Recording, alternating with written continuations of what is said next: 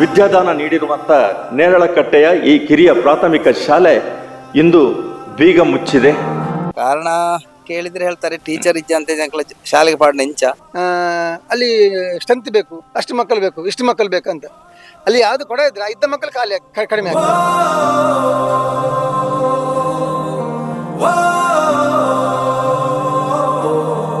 ಇವಾಗ ಕೂಡ ಬೇಡಿಕೆಯನ್ನು ಶಿಕ್ಷಕರು ಹೆಚ್ಚು ಬೇಕು ಅಂತ ಹೇಳಿ ಇವಾಗ ಅತಿಥಿ ಶಿಕ್ಷಕರನ್ನು ಮಾತ್ರ ಕಲಿಸ್ತಾರೆ ವಿನ ಬೇರೆ ಹೆಚ್ಚುವರಿ ಶಿಕ್ಷಕರನ್ನು ಇಲ್ಲಿ ಕೊಡಲಿಲ್ಲ. ನೇರಳಕಟ್ಟೆ ಶಾಲೆ ಬಂದಾಗಲು ಕಾರಣ ಶಿಕ್ಷಕರ ಕೊರತೆ ಎನ್ನುವುದು ಸ್ಥಳೀಯರ ಅಪವಾದ. ಸರ್ಕಾರ ಇದಕ್ಕೆ ಸಹಕಾರ ಕೊಟ್ಟಾಗ, ಶಿಕ್ಷಣ ಇಲಾಖೆ ಸಹಕಾರ ಕೊಟ್ಟಾಗ, ಜಿಲ್ಲಾ ಪಂಚಾಯತ್, ತಾಲೂಕ್ ಪಂಚಾಯತಿ, ಗ್ರಾಮ ಪಂಚಾಯತ್ ಒಟ್ಟಿಗೆ ಸೇರಿ ಸಹಕಾರ ಕೊಟ್ಟಾಗ ಊರಿನವ್ರು ನಾವು ಖಾಲಿ ಊರಿನವ್ರು ಸೇರಿದ್ರೆ ಆಗುದಿಲ್ಲ, ಅವರೆಲ್ಲ ಸೇರ್ಬೇಕು ನಮಗೆ. ಅದಕ್ಕೆ ನಮ್ಮಿಂದ ಏನಾಗಬೇಕು ಅವ್ರು ಹೇಳ್ಬೇಕು, ಅವರಿಂದ ನಮಗೆ ಸಹಕಾರ ಕೊಡಬೇಕು. ಖಂಡಿತ ಹಾಗೆ ಮಾಡಿದರೆ ನಾವು ಈ ಶಾಲೆಯನ್ನು ಒಳ್ಳೆ ರೀತಿಯಲ್ಲಿ ಶಿಕ್ಷಣ ಕೊಡಲಿಕ್ಕೆ ಪ್ರಾರಂಭ ಮಾಡಲಿಕ್ಕೆ ಖಂಡಿತ ಶ್ರಮ ಪಡ್ತೇವೆ.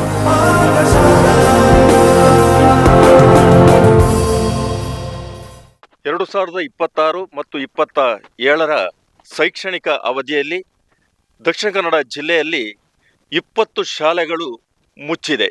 ಸರಿಯಾದ ದಾಖಲಾತಿ ಇಲ್ಲದೆ, ಹಾಜರಾತಿ ಇಲ್ಲದೆ, ಶೂನ್ಯ ದಾಖಲಾತಿಯೊಂದಿಗೆ ಶಾಲೆಗಳನ್ನು ಮುಚ್ಚಿರುವಂಥ ಬಂಟ್ವಾಳ ತಾಲೂಕಿನಲ್ಲಿ 2 ಶಾಲೆಗಳಿವೆ.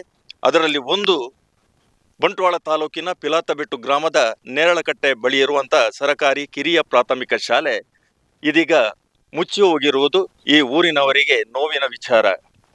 ಅದೆಷ್ಟೋ 35 ವರ್ಷಗಳಿಂದ ಅದೆಷ್ಟೋ ಮಕ್ಕಳು ಈ ಶಾಲೆಯಲ್ಲಿ ಕಲಿತು ಬೆಳೆದು ಉತ್ತಮ ಪ್ರಜೆಗಳಾಗಿ ತಮ್ಮ ಜೀವನವನ್ನು ಮಾಡಿಕೊಂಡಿರುವಂತಹ, ಯೋಗ್ಯ ಪ್ರಜೆಗಳಾಗಿ ಬಾಳಿಕೊಂಡಿರುವಂತಹ ಅದೆಷ್ಟೋ ಮಕ್ಕಳಿಗೆ ವಿದ್ಯಾದಾನ ನೀಡಿರುವಂಥ ನೇರಳಕಟ್ಟೆಯ ಈ ಕಿರಿಯ ಪ್ರಾಥಮಿಕ ಶಾಲೆ ಇಂದು ಬೀಗ ಮುಚ್ಚಿದೆ. ಕಲಿಯುವಂಥ ಶಾಲೆ ಮಕ್ಕಳ ಲವಲವಿಕೆ, ಮಕ್ಕಳ ಆಟ ಪಾಠ ಇಲ್ಲದೆ ಬಿಕೋ ಎನ್ನುತ್ತಿದೆ. ಅದಕ್ಕಾಗಿ ಆ ಶಾಲೆಯನ್ನು ನೋಡಲು ನಮ್ಮ ಬಂಟ್ವಾಳದ ನಮ್ಮ ನ್ಯೂಸ್ ವಾಹಿನಿ ಇವತ್ತು ಬಂಟ್ವಾಳ ತಾಲೂಕಿನ ಪಿಲಾತಬೆಟ್ಟು ಗ್ರಾಮದ ನೇರಳಕಟ್ಟೆಯ ಸರಕಾರಿ ಕಿರಿಯ ಪ್ರಾಥಮಿಕ ಶಾಲೆಗೆ ಬಂದಿದೆ. ಈ ಸಂದರ್ಭದಲ್ಲಿ ಈ ಶಾಲೆಯ ನೋವನ್ನು ಉಂಡಂಥ, ಈ ಶಾಲೆ ಇನ್ನೂ ಬದುಕಬೇಕು, ಅದು ಜೀವಕಳೆ ಬರಬೇಕು ಎನ್ನುವಂಥ ನಿಟ್ಟಿನಲ್ಲಿ ಊರವರು, ಸ್ಥಳೀಯರು ಮತ್ತು ಜನಪ್ರತಿನಿಧಿಗಳು ನಮ್ಮ ಜೊತೆಯಲ್ಲಿದ್ದಾರೆ. ಅವರ ಜೊತೆ ಅವರ ಅಭಿಪ್ರಾಯವನ್ನು ನಾವು ಸಂಗ್ರಹಿಸ್ತಾ ಇದ್ದೇವೆ. ನನ್ನ ಹೆಸರು ಬಾಲಕೃಷ್ಣ ಭಟ್. ನಮ್ಮದು ಈ ಶಾಲೆ, ನಾವು ಈ ಊರಿಗೆ ಕೇರಳ, ನಮ್ಮ ಊರು. ನಾವು ಬಂದು ಒಂದು 19 ವರ್ಷ ಆಯ್ತು ಈ ಊರಿಗೆ. ಇಲ್ಲೇ ಮನೆ ಮಾಡಿದ್ದೇವೆ ನೀವು? ಇಲ್ಲೇ ಶಾಲೆ ಹತ್ರ ಮನೆ ಮಾಡಿದ್ದೇವೆ. ನಮ್ಮ ಮಗಳು ಇದೇ ಶಾಲೆಯಲ್ಲಿ ವಿದ್ಯಾಭ್ಯಾಸ ಮಾಡಿದ್ದಾಳೆ. ಅವಳೀಗ MCA ಮಾಡಿ ಲೆಕ್ಚರ್ ಆಗಿ ಕೆಲಸ ಮಾಡ್ತಾ ಇದ್ದಾಳೆ. ಇದೇ ಶಾಲೆ ವಿದ್ಯಾರ್ಥಿನಿ? ಹೌದು. 1ರಿಂದ 5ನೇ ಕ್ಲಾಸಿನವರೆಗೆ ವಿದ್ಯಾಭ್ಯಾಸ ಮಾಡಿ ಈಗ ಅವಳು MCA ಆಗಿ ಲೆಕ್ಚರ್ ಆಗಿ ಕೆಲಸ ಮಾಡ್ತಾ ಇದ್ದಾಳೆ. ಆದರೆ ಈಗಂದರೆ ಶಾಲೆ ಈಗ ಇತ್ತೀಚೆಗೆ ಯಾಕೋ ದಾಖಲಾತಿ ಬಹಳ ಕಡಿಮೆ ಆಗ್ತಾ ಇದೆ. ಕಾರಣ ಕೇಳಿದರೆ ಹೇಳ್ತಾರೆ ಟೀಚರ್ ಇಜ್ಜರು ಏನು ಮಾಡೋದು, ಟೀಚರ್ ಇಜ್ಜ ಅಂತ ಶಾಲೆಗೆ ಪಾಡ್ನ ಇಂಚ ಅಂತ ಹೇಳಿ ಸ್ಥಳೀಯರು ಹೇಳ್ತಾ ಇದ್ದಾರೆ. ಆದ್ದರಿಂದ ಶಾಲೆಗೆ ಹೇಗಂತ ಹೇಳಿದರೆ ಟೀಚರ್ ಇಲ್ಲದೆ ವಿದ್ಯಾಭ್ಯಾಸ ಮಕ್ಕಳದ್ದು ಮುಂದುವರಿದಿಲ್ಲಲ್ಲ, ಸ್ವಲ್ಪ ಕಷ್ಟ ಆಗ್ತದೆ ಮಕ್ಕಳಿಗೆ. ಹಾಗೆ ಯಾರು ಹಿರಿಯರು, ಹೆತ್ತವರು ಯಾರು ಶಾಲೆಗೆ ಸೇರಿಸಲಿಕ್ಕೆ ಯಾರು ಮುಂದೆ ಬರ್ತಾ ಇಲ್ಲ ಮಕ್ಕಳನ್ನು. ಅಂದರೆ ಎಷ್ಟು ವಿದ್ಯಾರ್ಥಿಗಳು ಇದ್ರು ಇಲ್ಲಿ ಶಾಲೆಯಲ್ಲಿ? ಈಗ ಕಳೆದ ವರ್ಷ ಶಾಲೆ ಇದರಲ್ಲಿ ಇತ್ತು. ಕಳೆದ ವರ್ಷ ಒಂದು 8 ವಿದ್ಯಾರ್ಥಿಗಳಿದ್ರು. 1ರಿಂದ 5ನೇ ಕ್ಲಾಸಿನವರೆಗೆ ಒಂದು 8 ವಿದ್ಯಾರ್ಥಿಗಳಿದ್ರು. ಈ ವರ್ಷ ದಾಖಲಾತಿ ಇಲ್ಲ. ಕಳೆದ ವರ್ಷ 1ನೇ ಕ್ಲಾಸಿಗೆ ದಾಖಲಾತಿ ಇದ್ದಿಲ್ಲ. ಟೀಚರ್ಸ್ ಎಷ್ಟು? ಟೀಚರು ಅದು ಕೂಡ ಪರ್ಮನೆಂಟ್ ಟೀಚರ್ ಇಲ್ಲ, ಬೇರೆ ಕಡೆಯಿಂದ ಒಂದು ಏನದು ಬೇರೆ ಕಡೆಯಿಂದ ಇಲ್ಲಿಗೆ ಅತಿಥಿ ಇಲ್ಲಿ ಮಾಡ್ತಾ ಇದ್ರು. 5 ಕ್ಲಾಸಿಗೂ ಒಬ್ಬರೇ ಟೀಚರು. ಅವರಿಗೆ ಮತ್ತೆ ಆಫೀಸ್ ವರ್ಕು, ಬಿಸಿ ಊಟದ ವ್ಯವಸ್ಥೆ ಎಲ್ಲ ಒಬ್ಬರೇ ನೋಡ್ಕೊಳ್ಳೋದು. ಆಫೀಸಿಗೆ ಹೋಗ್ಬೇಕು. ಮತ್ತೆ ಇಲ್ಲಿ ಯಾರು ಟೀಚರ್ಗಳಿಲ್ಲ ಶಾಲೆಯಲ್ಲಿ. ಈ ಬಗ್ಗೆ ಸ್ಥಳೀಯರಾಗಿರ್ಲಿ ಅಥವಾ ಶಾಲಾ ಅಭಿವೃದ್ಧಿ ಸಮಿತಿ ಆಗಿರ್ಲಿ ಶಿಕ್ಷಣ ಇಲಾಖೆಗೆ ಏನು ದೂರ ನೀಡಲಿಲ್ವ? ದೂರ ಕೊಟ್ಟಾಗಿದೆ, ಆದ್ರೆ ಯಾರು ದೊಡ್ಡ ಇದು ಅದಕ್ಕೆ ಏನು ಸ್ಪಂದನೆ ಇರಲಿಲ್ಲ. ಸ್ಥಳೀಯರು ಕೊಟ್ಟಂತ ದೂರಿಗೆ ಅದಕ್ಕೆ ಬೇಕಾಗುವಂತ ಪರಿಣಾಮ ಬೀರ್ಲಿಲ್ಲ ಅದು. ಈ ಶಾಲೆ ವಿದ್ಯಾಭ್ಯಾಸದಲ್ಲಿ ಹೇಗಿತ್ತು, ಕಲಿಕೆಯಲ್ಲಿ ಹೇಗಿತ್ತು? ಅದೇ ಟೀಚರ್ಗಳು ಇರುವಾಗ ಚೆನ್ನಾಗಿತ್ತು, ಮಕ್ಕಳೆಲ್ಲ ಹುಷಾರಿದ್ರು, ಪರವಾಗಿಲ್ಲ ದೊಡ್ಡ. ಹಾಗೆ ಇತ್ತೀಚಿನ ಅದೇ ಕೆಲವು ವರ್ಷದಲ್ಲಿ ಸಮಸ್ಯೆ ಆದ್ದು ಟೀಚರ್ಗಳಿಲ್ಲದೆ ಸಮಸ್ಯೆ ಆದ್ದು. 5 ಕ್ಲಾಸಿಗೆ ಒಬ್ಬರೇ ಟೀಚರು, ಅದು 3 ವರ್ಷದಿಂದ ಈಚೆ 4 ವರ್ಷದಿಂದ ಈಚೆಗೆ 5 ಕ್ಲಾಸಿಗೆ ಒಬ್ಬರೇ ಟೀಚರು, ಅವರಿಗೆ ಎಲ್ಲವೂ ಆಗಬೇಕು. ಶಾಲೆ ಆಫೀಸ್ ವರ್ಕು ಮತ್ತು ಅದೇ ಬಿಸಿ ಊಟ ಅದು ಇದೆಲ್ಲ ಒಬ್ಬರೇ ನೋಡ್ಕೊಳ್ಳೋದು. ಹಾಗಿರುವಾಗ ಮತ್ತೆ ಮಕ್ಕಳು ವಿದ್ಯಾಭ್ಯಾಸ ಮಾಡಲಿಕ್ಕೆ ಸಾಧ್ಯವಿಲ್ಲ. 5 ಕ್ಲಾಸಿನ ಪಾಠ ಬೇರೆ ಬೇರೆ ಮಕ್ಕಳಿಗೆ ಮಾಡಲೇಬೇಕಲ್ಲ, ಅದು ನಡೀತಿರಲಿಲ್ಲ. ಅಷ್ಟಾಗ ಹೆತ್ತವರಿಗೆ ಕೂಡ ಸ್ವಲ್ಪ ಬೇಜಾರಾಗಿ ಮಕ್ಕಳನ್ನೆಲ್ಲ ಬೇರೆ ಶಾಲೆಗೆಲ್ಲ ಕಳಿಸಲಿಕ್ಕೆ ಶುರು ಮಾಡಿದರು. ಬೇರೆ ಅಂದ್ರೆ ಇಲ್ಲಿ ಹತ್ರ ಬೇರೆ ಯಾವ ಶಾಲೆಗಳು ಹತ್ತಿರ ಅಂದರೆ ಸ್ವಲ್ಪ ಇಂಗ್ಲೀಷ್ ಮೀಡಿಯಂ ಶಾಲೆಗೆ ಸೇರಿಸಲಿಕ್ಕೆ ಶುರು ಮಾಡಿದರು. ಹತ್ತಿರ ಒಂದು ಬುರೂಜ್ ಇದೆ, ಮತ್ತು ಇದು ಅಕ್ಷರ ಭಾರತಿ, ಮತ್ತು ವೇಣೂರಲ್ಲಿ ಇದು ಯಾವುದದು ವೇಣೂರಲ್ಲಿ ಇದೆಲ್ಲ ಕುಂಭಶ್ರೀ ಮತ್ತು ಶಾಲೆಗಳಿಗೆ ಮಕ್ಕಳು ಸೇರಿಸಲಿಕ್ಕೆ ಶುರು ಮಾಡಿದರು. ಶಿಕ್ಷಣ ಮೌಲ್ಯ ಮತ್ತು ಶಿಕ್ಷಕರ ಕೊರತೆ, ಅದೇ ರೀತಿ ಮೂಲಭೂತ ಸೌಕರ್ಯಗಳು ಇರುವಂತಹ ಊರಿನ ಈ ಸ್ಥಳದ ಸುತ್ತಮುತ್ತ ಇರುವಂತಹ ಶಾಲೆಗಳ ಆಕರ್ಷಣೆಯ ಮುಖಾಂತರ ಇಲ್ಲಿಯ ವಿದ್ಯಾರ್ಥಿಗಳು ಅತ್ತ ಮುಖವನ್ನು ಮಾಡಿದ್ದಾರೆ. ಆದ್ದರಿಂದ ಇಲ್ಲಿ ಮಕ್ಕಳು ಕಮ್ಮಿಯಾಗಿ, ಶಿಕ್ಷಣ ಬೋಧಿಸಲಿಕ್ಕೆ ಮಕ್ಕಳು ಕಮ್ಮಿಯಾಗಿ, ಹಾಜರಾತಿ ಇಲ್ಲದೆ ಈ ಶಾಲೆ ನಿಂತಿದೆ ಅಂತ ಹೇಳಿ ಸ್ಥಳೀಯರು ಹೇಳ್ತಾ ಇದ್ದಾರೆ. ತಮ್ಮ ಹೆಸರು? ಚಂದ್ರಶೇಖರ ಪೂಜಾರಿ ತುಮಂಗಿಲ. ನನ್ನ ಇಲ್ಲಿ ಸ್ಥಳೀಯ ನಿವಾಸಿ. ಈ ಸ್ಥಳವನ್ನೇ ನನ್ನ ತಂದೆ ಶಾಲೆಗಾಗಿ ಬಿಟ್ಟುಕೊಟ್ಟದ್ದು. ಅವರ ಹೆಸರು? ನಾರಾಯಣ್ ಪೂಜಾರಿ ಎನ್ನುವಂತಹ ದಾನಿಗಳು ಈ ಸ್ಥಳವನ್ನ, ಈ ಶಾಲೆಗೆ ಬೇಕಾಗುವಂತಹ ಸ್ಥಳವನ್ನ ದಾನದ ರೂಪದಲ್ಲಿ ಈ ಶಾಲೆಗೆ ನೀಡಿದ್ದಾರೆ. ಇಲ್ಲಿ ಶಾಲೆ ಆಗಬೇಕು, ಮಕ್ಕಳು ಕಲಿಬೇಕು ಎನ್ನುವಂತ ಉದ್ದೇಶದಿಂದ. ಆದರೆ ಈಗ ಶಾಲೆ ಮುಚ್ಚುವಾಗ ನಿಮ್ಗೆ, ದಾನ ಮಾಡಿದಂತ ನಿಮ್ಗೆ ಬೇಜಾರಾಗುದಿಲ್ವಾ? ಹೌದು, ನಮಗೆ ತುಂಬಾ ಬೇಜಾರಾಗ್ತಾ ಇದೆ. ಆದರೆ ಇಲ್ಲಿ ಶಾಲೆಯಲ್ಲಿ ಶಿಕ್ಷಕರ ಕೊರತೆಯಿಂದಾಗಿ ಈ ಶಾಲೆ ಮಕ್ಕಳೆಲ್ಲ ಕಡಿಮೆ ಆಗ್ತಾ ಬಂದರು. ಮುಂಚೆ ತುಂಬ ಒಂದು 20-22 ಮಕ್ಕಳು ಈ ಶಾಲೆಯಲ್ಲಿ ಕಲಿತಿದ್ದಾರೆ. ನನ್ನ ಮಕ್ಕಳು ಕೂಡ ಇಬ್ಬರು ಇಲ್ಲಿ ಶಾಲೆಗೆ ಹೋಗಿ ಈಗ ಡಿಗ್ರಿ ಕಾಲೇಜಿಗೆ ಹೋಗ್ತಾ ಇದ್ದಾರೆ. ಇಲ್ಲಿ ಹತ್ತಿರದಲ್ಲಿ ಇಂಗ್ಲೀಷ್ ಮೀಡಿಯಂ ಎಲ್ಲ ಆದ ಕಾರಣ ಇಲ್ಲಿ ಶಾಲೆಗೆ ಮಕ್ಕಳನ್ನು ಕಲಿಸುವುದು ಕಡಿಮೆ ಆಯಿತು. ಮತ್ತು ಶಿಕ್ಷಕರು ಕೂಡ ಇಲ್ಲಿ ಒಬ್ಬರೇ ಇರುವುದರಿಂದ, ಅವರಿಗೆ ಆಫೀಸ್ ವರ್ಕ್ ಆಗಿ ಎಲ್ಲ ಕಡೆ ಹೋಗ್ಲಿಕ್ಕೆ ಇರುವುದರಿಂದ ಇಲ್ಲಿ ಮಕ್ಕಳನ್ನು ನೋಡುವಂಥ ವ್ಯವಸ್ಥೆ ಸರಿಯಾಗಿ ಇಲ್ಲದ ಕಾರಣ ಇಲ್ಲಿ ಸ್ಥಳೀಯರೆಲ್ಲ ದೂರ ಶಾಲೆಗೆ ಕಲಿಸಲಿಕ್ಕೆ ಶುರು ಮಾಡಿದ್ರು. ಅಲ್ಲ, ಊರವರು ಶಿಕ್ಷಕರು ಬೇಕು ಎನ್ನುವಂತ ಬೇಡಿಕೆಯನ್ನು ಇಟ್ಟೇ ಇಲ್ವಾ? ಬೇಡಿಕೆ ಇಟ್ಟಿದ್ರು ಇಲ್ಲಿ ಸರಿಯಾಗಿ ಶಿಕ್ಷಕರನ್ನು ಕಲಿಸಲಿಲ್ಲ. ನಾವು ಇರುವಾಗ ಕೂಡ ಬೇಡಿಕೆಯನ್ನು ಶಿಕ್ಷಕರು ಹೆಚ್ಚು ಬೇಕು ಅಂತ ಹೇಳಿ ಅತಿಥಿ ಶಿಕ್ಷಕರನ್ನು ಮಾತ್ರ ಕಲಿಸ್ತಾರೆ ವಿನ ಬೇರೆ ಹೆಚ್ಚುವರಿ ಶಿಕ್ಷಕರನ್ನು ಇಲ್ಲಿ ಕೊಡಲಿಲ್ಲ. ಆ ಕಾರಣದಿಂದಾಗಿ ಮಕ್ಕಳನ್ನು ಇಲ್ಲಿ ಕಲಿಸುವುದು ಸ್ವಲ್ಪ ಕಡಿಮೆ ಆಯಿತು. ನೇರಳಕಟ್ಟೆ ಶಾಲೆ ಬಂದಾಗಲೂ ಕಾರಣ ಶಿಕ್ಷಕರ ಕೊರತೆ ಎನ್ನುವುದು ಸ್ಥಳೀಯರ ಅಪವಾದ. ಶಿಕ್ಷಕರಿಂದಾಗಿ ಶಿಕ್ಷಕರನ್ನು ಶಿಕ್ಷಣ ಇಲಾಖೆ ನೇಮಕ ಮಾಡದೇ ಇದ್ದದ್ರಿಂದ, ಒಂದೆರಡು ಅತಿಥಿ ಶಿಕ್ಷಕರು ಬಂದರೂ ಆದಷ್ಟು ಬೇಗ ಅವರು ಹೋದ್ರಿಂದ ಇಲ್ಲಿ ಉತ್ತಮ ಫಲಿತಾಂಶ ಪ್ರಕಟವಾಗ್ತಿತ್ತು. ಆದರೆ ಶಿಕ್ಷಕರ ಕೊರತೆಯಿಂದ ಈ ಶಾಲೆ ಮುಚ್ಚಿದೆ ಅಂತೇಳಿ ಊರವರು ಹೇಳ್ತಾ ಇದ್ದಾರೆ. ಇದನ್ನು ಮುಂದೆ ನಿಮ್ಮ ಯೋಜನೆ ಹೇಗೆ ಇದೆ?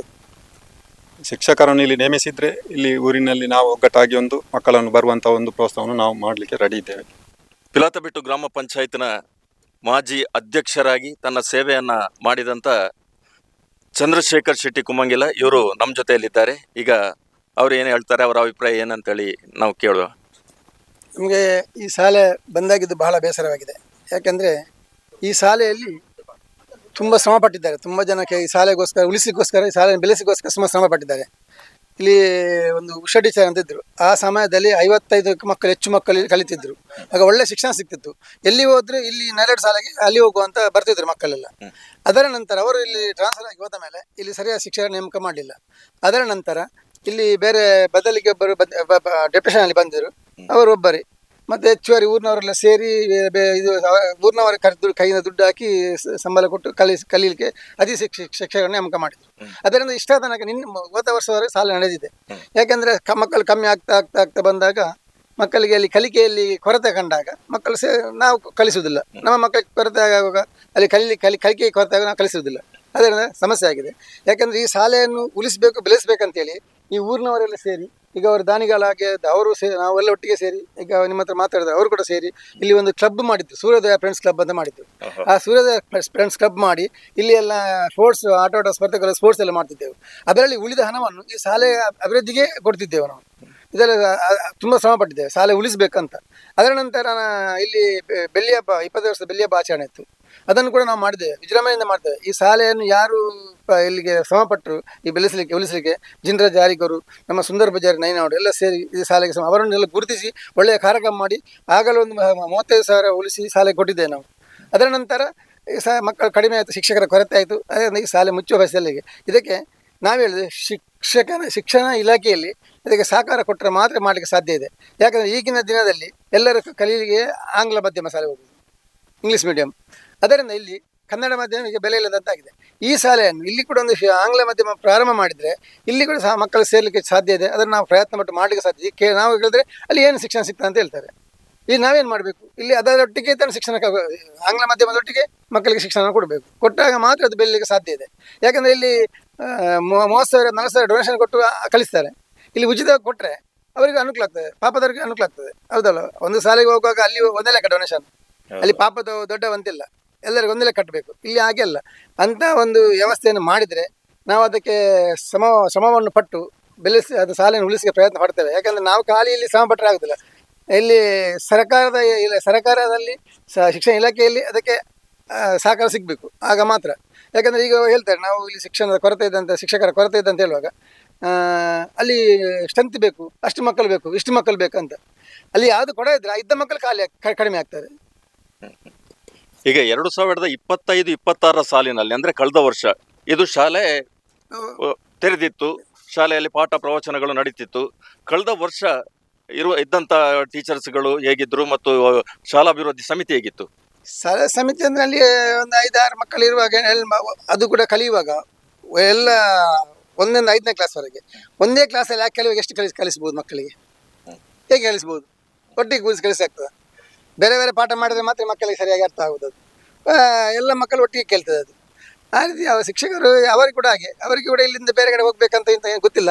ಅವರ ಶ್ರಮ ಎಷ್ಟು ನಮಗೆ ಅಷ್ಟು ಗೊತ್ತಾಗಿಲ್ಲ ಅವರು ಶ್ರಮ ಪಟ್ಟಿದ್ದಾರೆ ಅಂತ. ಯಾಕಂದರೆ ಶಾಲಾಭಿವೃದ್ಧಿ ಸಮಿತಿ ಒಟ್ಟಿಗೆ ಶಿಕ್ಷಕರು ಕೂಡ ಕೈ ಜೋಡಿಸಿ ನಿಂತಾಗ ಮಾತ್ರ ಶಾಲೆ ಅಭಿವೃದ್ಧಿ ಆಗ್ತದೆ. ಊರಿನವರು ಶಾಲಾ ಸಮಿತಿ ಶಿಕ್ಷಕರು ಒಟ್ಟಿಗೆ ಸೇರಿದಾಗ ಮಾತ್ರ ಅದು ಶಾಲೆ ಅಭಿವೃದ್ಧಿ ಆಗಲಿಕ್ಕೆ ಸಾಧ್ಯ ಇದೆ. ಅಲ್ಲಿ ಮಕ್ಕಳನ್ನು ಒಳ್ಳೆ ವಿದ್ಯೆ ಕೊಡಲಿಕ್ಕೆ ಸಹಕಾರಿ ಆಗ್ತದೆ. ಇಲ್ಲ ಇದ್ರೆ ಆಗುವುದಿಲ್ಲ.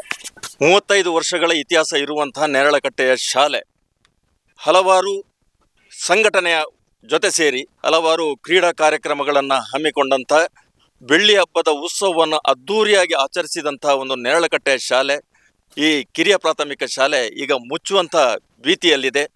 ಭೀತಿಯಲ್ಲ, ಮುಚ್ಚಿದೆ, ಬೀಗ ಜಡ್ದಿದೆ. ಅದನ್ನು ಉಳಿಸುವುದಾದರೆ, ಮುಂದಕ್ಕೆ ಅದನ್ನು ಉಳಿಸುವುದಾದರೆ ನಮ್ಮ ಊರಿನವರ ಪರವಾಗಿ ಏನು ಹೇಳ್ತೀನಿ? ಉಳಿಸುವುದಾದರೆ ನಾವು ಊರಿನವರು ಅದಕ್ಕೆ ರೆಡಿ ಇದ್ದೇವೆ. ಯಾಕೆಂದರೆ ಜನಪ್ರತಿನಿಧಿಗಳು ಕೂಡ ಸೇರ್ಬೇಕು, ಅದಕ್ಕೆ ಅವರ ಸಹಕಾರ ಕೂಡ ಬೇಕು. ಗ್ರಾಮ ಪಂಚಾಯತಿ ಮುಖಾಂತರ ಕೂಡ ಸಹಕಾರ ಬೇಕು, ಅವರು ಕೂಡ ಸೇರಬೇಕು. ಯಾಕೆ ಎಲ್ಲರೂ ಒಟ್ಟಿಗೆ ಸೇರಿದಾಗ, ಊರಿನವರನ್ನು ಒಟ್ಟಿಗೆ ಸೇರಿದಾಗ ಈ ಶಾಲೆಯನ್ನು ಇಲ್ಲಿ ಆಂಗ್ಲ ಮಾಧ್ಯಮ ಕೂಡ ಸೇರಿಸಿ ಶಾಲೆಯನ್ನು ಪ್ರಾರಂಭ ಮಾಡಿದಾಗ ಅದಕ್ಕೆ ಸಹಕಾರವನ್ನು ಸರ್ಕಾರ ಕೊಟ್ಟಾಗ ನಮಗೆ ಅದನ್ನು ಉಳಿಸಲಿಕ್ಕೆ ಸಾಧ್ಯ ಇದೆ. ಖಂಡಿತ ಅದಕ್ಕೆ ಪ್ರಯತ್ನ ಪಡ್ತೇವೆ. ನಿಮ್ಮ ದೃಢ ನಿರ್ಧಾರಕ್ಕೆ ವಂದನೆಗಳು. ಶಿಕ್ಷಣ ಇಲಾಖೆಯ ಪ್ರಕಾರ ಹೇಳುವುದಾದರೆ ದಾಖಲಾತಿ, ಸರಕಾರಿ ಶಾಲೆಗೆ ದಾಖಲಾತಿ ಇದು ನಿರಂತರವಾಗಿ ದಾಖಲಾತಿ ಆಗುವಂತಹ ಶಾಲೆ. ಆದರೂ 2 ವರ್ಷಗಳ ಅವಧಿ ಇದೆ. 2 ವರ್ಷಗಳ ಕಾಲ ಇದನ್ನು ದಾಖಲಾತಿ ಆಂದೋಲನದ ಮುಖಾಂತರ ಮಕ್ಕಳನ್ನು ದಾಖಲಾತಿ ಮಾಡುವಂಥ ಪ್ರಮೇಯ ಮತ್ತು ಆ ಕೆಲಸ ನಿರಂತರ ನಡೀತಾ ಇರ್ತದೆ. ಅದಕ್ಕೆ ಊರಿನವರ ಮತ್ತು ಈ ಶಾಲಾ ಅಭಿಮಾನಿಗಳ, ಈ ಶಾಲೆಯಲ್ಲಿ ಕಲ್ತಂಥ ಹಳೆ ವಿದ್ಯಾರ್ಥಿಗಳು, ಆ ಹಳೆ ವಿದ್ಯಾರ್ಥಿಗಳು ಈಗ ಯಾವುದಾದ್ರೂ ದೊಡ್ಡ ಮಟ್ಟದಲ್ಲಿದ್ದಾರೆ? ಯಾರಿದ್ದಾರೆ? ಸಾಧಾರಣ ಇದ್ದಾರೆ. ನೋಡುವ, ನಾವು ಅದನ್ನು ಇನ್ನು ಪ್ರಯತ್ನ ಪಡಬೇಕಾದ್ರೆ ಅವರೆಲ್ಲ ಹುಡುಕ್ತೇವೆ. ನಾವು ಹುಡುಕಿ ಇಲ್ಲಿ ಕಲಿತವರು ವಿ ಆಗಿದ್ದಾರೆ.